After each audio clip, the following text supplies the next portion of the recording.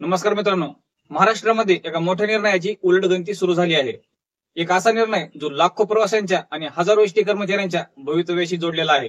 12 ऑक्टोबरच्या मध्यरात्रीपासून एसटी कामगारांनी संप पुकारला आहे। पण या संपामागचं कारण फक्त वेतनच नाही, यामागे गेल्या काही महिन्यापासून दाबलेली नाराजी, अपूर्ण आश्वासन आणि एक न झालेला निर्णय। पण थांबा, या सगळ्याच्या मध्यात 7 ऑक्टोबरला झालेल्या बैठकीमध्ये नेमकं काय घडलं, त्या बैठकीमध्ये परिवहन मंत्री प्रताप सरनाईक यांनी काय सांगितलं, याची संपूर्ण माहिती आज आपण या व्हिडिओमध्ये पाहणार आहोत। तर तुम्ही जर आमच्या चॅनलवर नवीन असाल तर अशाच नवीन माहितीसाठी आमच्या चॅनलला सबस्क्राईब करा। एसटी कामगारांच्या मागण्या नवीन नाहीत।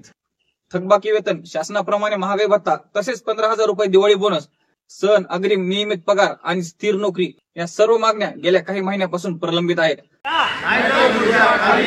आमच्या मागण्या मान्य करा, नाहीतर खुर्च्या खाली करा। हम सब एक है, हम सब एक है, हम सब एक है, हम सब एक है। अरे कोण म्हणतो देणार नाही, घेतल्याशिवाय राहणार नाही। अरे कोण म्हणतो देणार नाही, घेतल्याशिवाय राहणार नाही। अरे आमच्या मागण्या मान्य करा, नाहीतर खुर्च्या खाली करा। अरे आमच्या मागण्या मान्य करा, नाहीतर खुर्च्या खाली करा। महागाई भत्त्याचा फरक मिळालाच पाहिजे, महागाई भत्त्याचा फरक मिळालाच पाहिजे, वेतनवाढ फरक मिळालाच पाहिजे, वेतनवाढ फरक मिळालाच पाहिजे, दिवाळी भेट मिळालीच पाहिजे, दिवाळी भेट मिळालीच पाहिजे, सण उत्सव मिळालेच पाहिजे, सण उत्सव मिळालेच पाहिजे। अरे कोण म्हणतो देणार नाही, घेतल्याशिवाय राहणार नाही। अरे कोण म्हणतो देणार नाही, घेतल्याशिवाय राहणार नाही। कामगार एकजुटीचा कामगार एकजुटीचा संघटनांनी अनेकदा चर्चा केली, आश्वासनही मिळाली,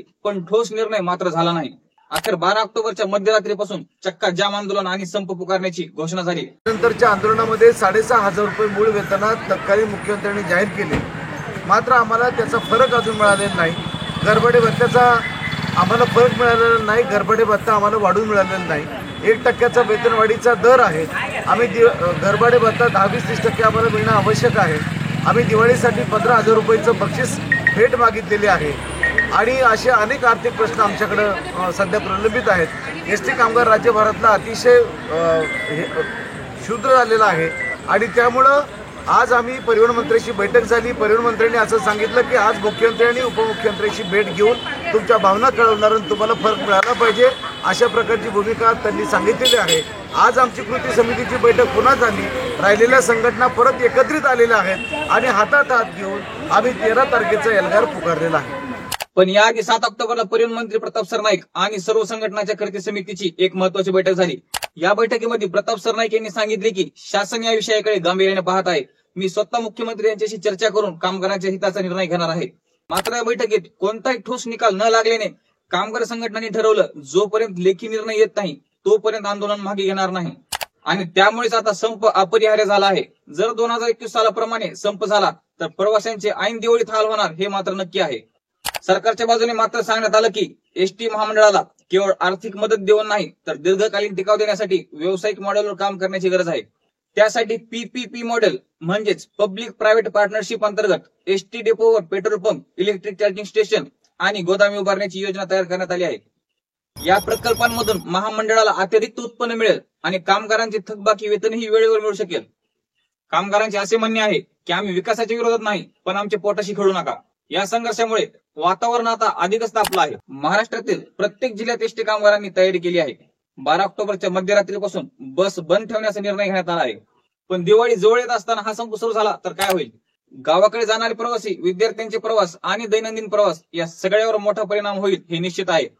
सरकारकडून पुन्हा एकदा संवाद साधण्याचा प्रयत्न सुरू आहे आणि सूत्रांच्या माहितीनुसार मुख्यमंत्री आणि परिवहन मंत्री यांच्यामध्ये या विषयावर महत्वाची बैठक 11 ऑक्टोबरच्या रात्रीपर्यंत होण्याची शक्यता आहे। म्हणजेच पुढील काही दिवसांमध्ये सगळं काही बदलू शकतं। तर मित्रांनो, या लढ्याचा निकाल काय लागणार हे आता मुख्यमंत्री आणि परिवहन मंत्री यांच्या पुढील चर्चेवर अवलंबून आहे। जर चर्चा सकारात्मक झाली तर संप मागे घेण्यात येऊ शकतो, पण जर का पुन्हा निर्णय पुढे ढकलला तर महाराष्ट्रामध्ये 12 ऑक्टोबर पासून एसटीचे चाके थांबणार आहेत। पुढे काय घडतं यावर राज्यभरातील प्रवासी आणि कामगारांचे भविष्य अवलंबून आहे।